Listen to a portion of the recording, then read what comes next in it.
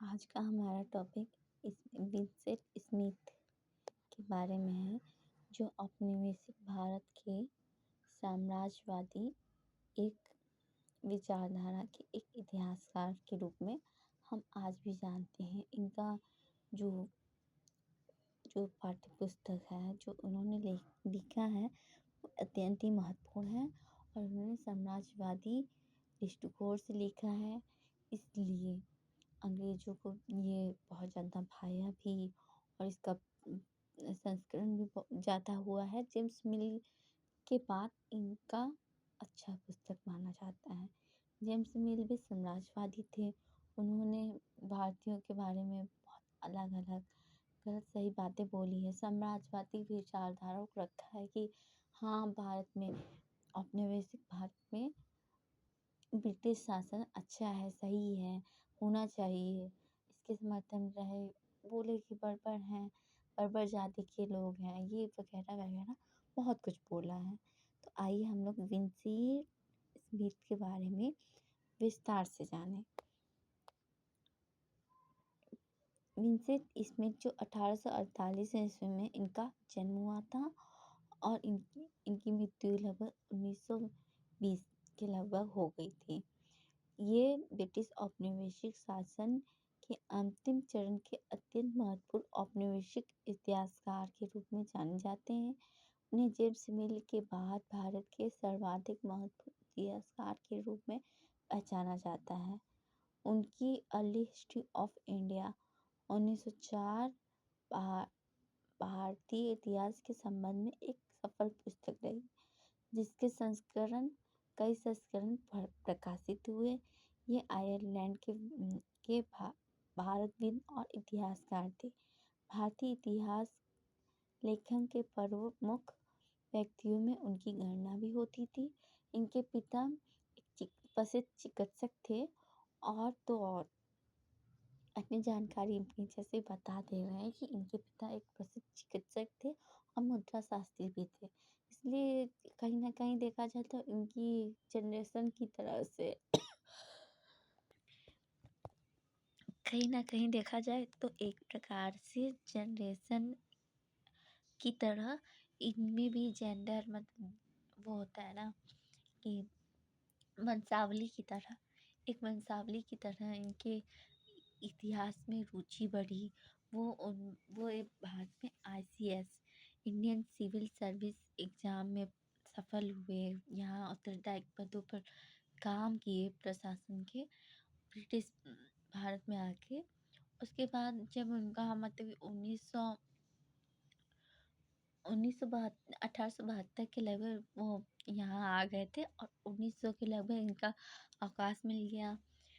अवकाश के बाद ये अपने देश गए और वहाँ इतिहास में रुचि बढ़ी और इतिहास से संबंधित ये लेखन भी करते थे और इसके अलावा ये बच्चों को पढ़ाया भी करते थे।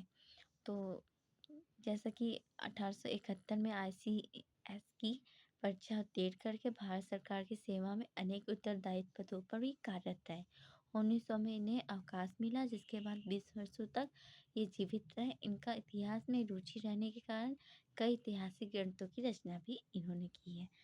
उनकी पहली पुस्तक का प्रकाशन 1904 में हुआ, early history of India from 60 BC मुस्लिम कन्क्विस्ट है उनकी सबसे प्रख्यात पुस्तक है। वैसे देखा जाए ना तो ये जो अर्ली हिस्ट्री ऑफ इंडिया लिखे हैं, इसमें 600 से 1200 ईस्वी तक का इतिहास देखने को मिलता है। प्राचीन इतिहास के लिए ये बुक बहुत अच्छी है, मतलब मान सकते हैं।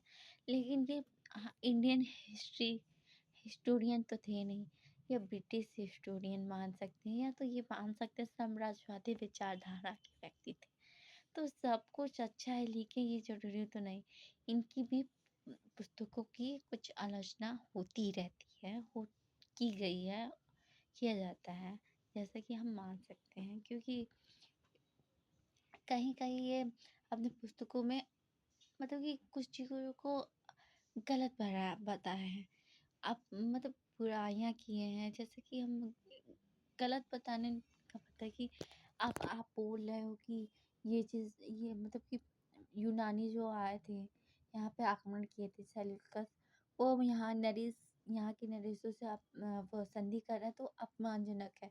क्योंकि यहाँ के नरेश छोटे हैं, मतलब कि उन्हें कम आँक रहे हैं आप, ये तो गलत है। इसका हम आलोचना कर सकते हैं। इसी तरह कुछ चीज़ों का आलोचना किया जाता है।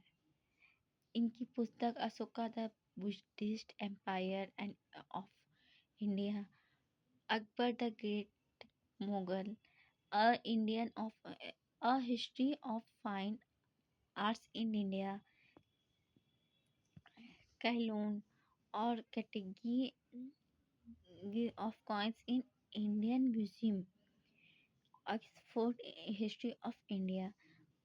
ऑक्सफोर्ड हिस्ट्री ऑफ इंडिया 1919 में आया था, जो ये भी बहुत इम्पोर्टेंट पुस्तक में है। ये दोनों मतलब कि सबसे ज़्यादा इम्पोर्टेंट अर्ली हिस्ट्री और ऑक्सफोर्ड हिस्ट्री ऑफ इंडिया। इसका प्रकाशन 1918 में हुआ। वास्तव में यह पूर्ण तथ्यों के साथ कार्यक्रम का ठीक गणना के अनुसार संपूर्ण भारत पर लिखी गई पहली इतिहास की पुस्तक है। यद्यपि इस पुस्तक की रचना भी हुई है, फिर भी स्मिथ आधुनिक भारत के एक महान इतिहासकार थे।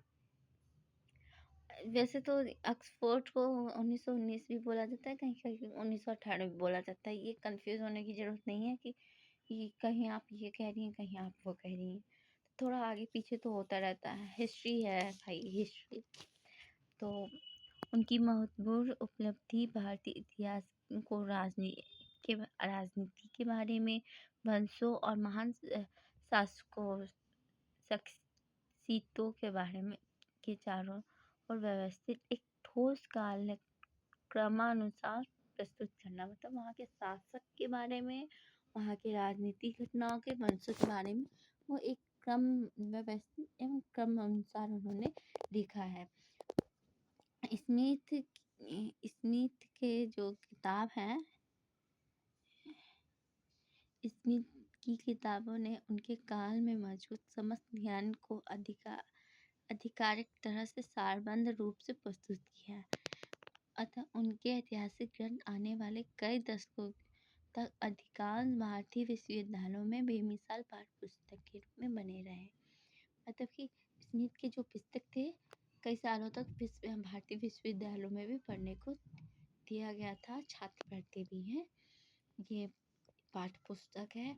और स्मिथ का कहना था कि मतलब कि जैसे कि कोई भी, जैसे कि हम लोग इतिहास लेखन में देखते हैं, तो कोई भी हुआ, वो अपना अपना अगर इतिहास लिख रहा है, इतिहासकार मतलब लेखन कर रहा है, तो उसमें कहीं ना कहीं व्यक्तिगत रूप से उसके भी विचार जाते हैं।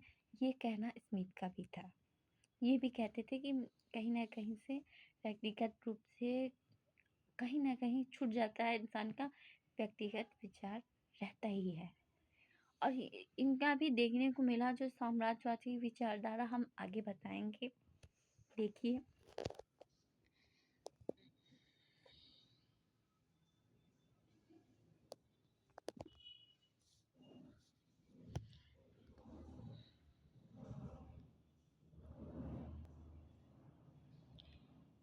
स्मिथ ने इतिहास को समांतर भारत के एक संतुलित और निष्पक्ष दृष्टि के रूप में प्रस्तुत किया है। इन्होंने ऑक्सफोर्ड हिस्ट्री में अपने विचारों को प्रस्तुत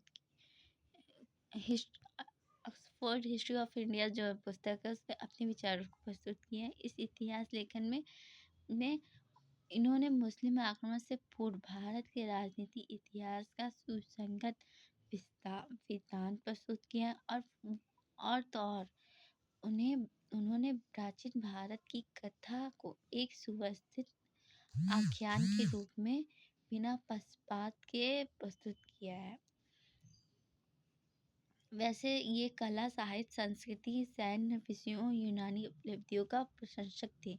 ये भारतीय राजाओं जैसे चंद्रगुप्त, अशोक, गुप्त सम्राटों और हर्ष की भी अत्यधिक प्रशंसा करते हैं। उन्होंने लिखा कि इन भारतीय राजाओं की तुलना जो है हम यूरोपीय श्रेष्ठ शासकों से कर सकते हैं, लेकिन जैसा कि ये है तो ये राजपूत महाकाव्यों का को रूढ़ बोलते हैं, मतलब कि अच्छा नहीं समझते हैं। ये भी देखने को मिला है। से ये कि तो ये इनकी रचना जो है न्यायपूर्ण एवं निष्पक्ष है। ये भी हमें एक पॉइंट तो एकदम अच्छे से याद होना चाहिए कि न्यायपूर्ण निष्पक्ष है। ये कला की प्रशंसा करते हैं, भारत की कला की प्रशंसा करते हैं, लेकिन इनका दृष्टिकोण मतलब कि साहित्य के लिए इतना अच्छा नहीं था, इतना कुछ बोले नहीं, रुच्च कहते हैं। राजपूत महाकाव्य को उन्होंने रुच्च कहा, मतलब उन्हें अच्छा नहीं लगा, ठीक नहीं कहा, खराब कहा कि अच्छा नहीं है, रुच मत। हर्षचरित के अनुच्छेदों की वो प्रशंसा करते हैं। अरे ज़्यादातर देखा जाए तो हर्षचरित का भी वो प्रशंसा करते हैं, मतलब हर्षवर्धन का भी वो प्रशंसा करते हैं वो। सिकंदर के आक्रमण को और अलेक्जेंडर विजय अभियान पर ये कहते हैं कि यूनानी सेना बहुत निष्ठुर थी, मतलब कि अच्छी नहीं थी। ने मतलब ये यूनानी सेना बहुत अच्छी थी और यहाँ की सेना बहुत मजबूत नहीं थी, कमज़ोर थी, ये बात बोलते हैं। और सेल्यूकस की संधि मानने की बात को उन्होंने अपमानजनक कहा, क्योंकि यहाँ की छोटे छोटे से हिस्से की वो थी, मतलब राजनीति थी। वहाँ के राजा छोटे हिस्से के थे और बड़ा हिस्से से आने वाला वो आपकी संधि मान रहा है, तो इस बात पे उन्होंने कहा कि उन्हें अपमानजनक लगा।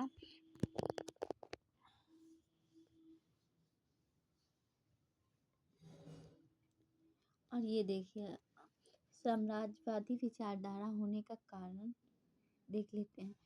मतलब साम्राज्यवादी विचारधारा वाले लोग कहीं ना कहीं से अपने मतलब कि ब्रिटिश शासन को श्रेष्ठ मनाएंगे, बताएंगे, उनके हित कहीं ना कहीं से कहेंगे कि हाँ ये ही सही है और सब कुछ, और इसी बात को ये बोलते हैं।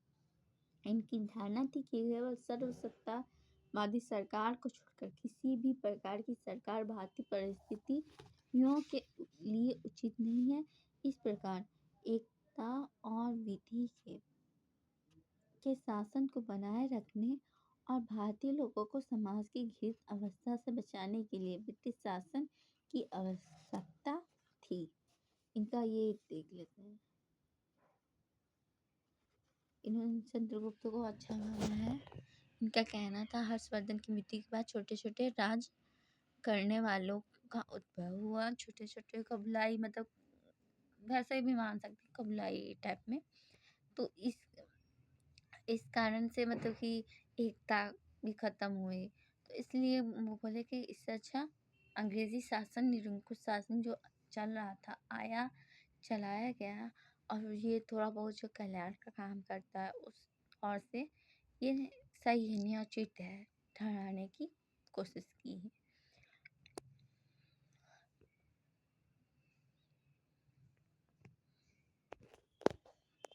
जैसा कि ये मैंने ये टॉपिक कंप्लीट कर दिया है, तो वीडियो है तो थोड़ा आप लोग देख लीजिएगा, इसे पढ़िएगा। थोड़ा बहुत कहीं कहीं गड़बड़ भी हुई होगी, लेकिन अगली बार से हम बहुत अच्छे से बनाएंगे, बहुत अच्छा वीडियो बनेगा। आप लोग मेरी सपोर्ट कीजिएगा प्लीज़।